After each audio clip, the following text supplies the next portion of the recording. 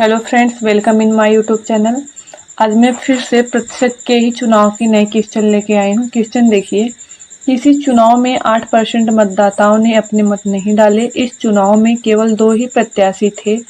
जीतने वाले प्रत्याशी ने कुल मतों के 48% मत प्राप्त कर 1100 मतों से चुनाव में दूसरे प्रत्याशी को हरा दिया। चुनाव में कुल मत थे तो टोटल वोट ही हम 100 मान लेते हैं। टोटल वोट कितना था, हमने माना चुनाव में तो टोटल कितने प्रत्याशी थे, 100% प्रत्याशी थे। और बोला है कि उसमें से 8% मतदाताओं ने अपने मत नहीं डाले।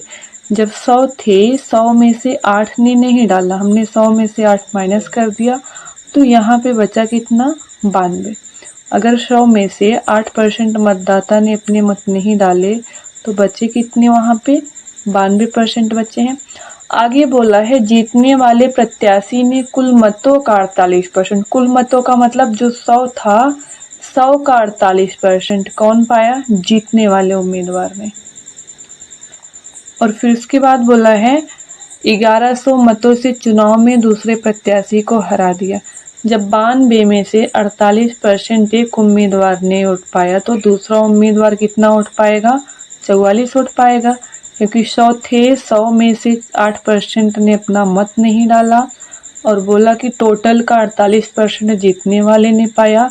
तो इस 100 का 48% वोट जो पाया वो जीतने वालों ने पाया। तो 92 में से 48 जीतने वाला पाया और 44 जो है वो हारने वाला पाया।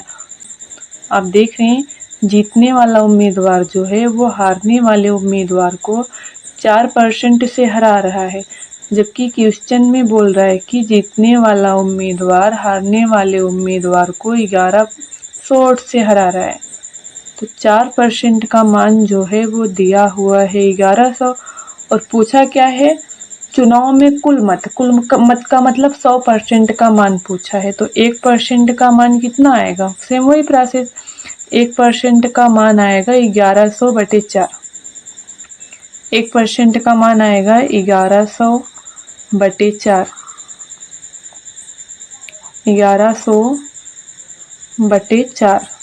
हमें टोटल का चाहिए तो टोटल हमने 100 माना है, 100 का हम उसमें गुणा कर देंगे।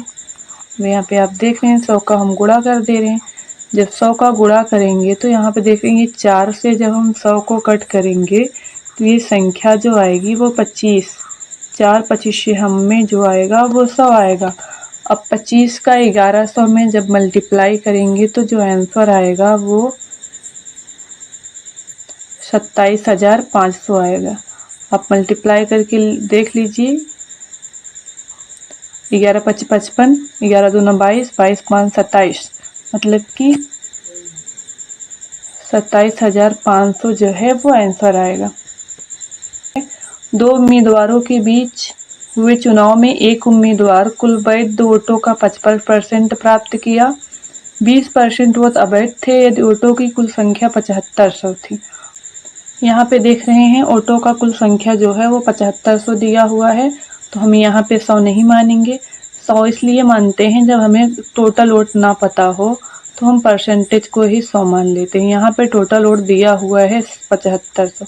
7500 में से बोला है कि 20% मत जो है वो अवैध घोषित हो गए।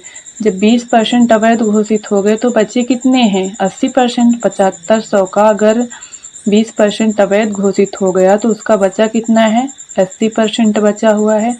और आगे क्या बोला है कि कुल वैध वोटों का 55% प्राप्त करता है, मतलब कि उसमें से एक उम्मीदवार जो है वो कुल वैध वोटों का 55% प्राप्त करता है। जब 55% एक उम्मीदवार प्राप्त किया तो 100 में से आप 55 माइनस करेंगे तो 45 आएगा। मतलब कि 55 एक पाया है तो दूसरा कितना पाएगा, 45% पाएगा। बस अब इसी को ही सॉल्व कर देंगे तो आंसर आ जाएगा। तो यहाँ पे आप देख रहे हैं, अगर हम कट करें इससे ये 100 कट जाएगा।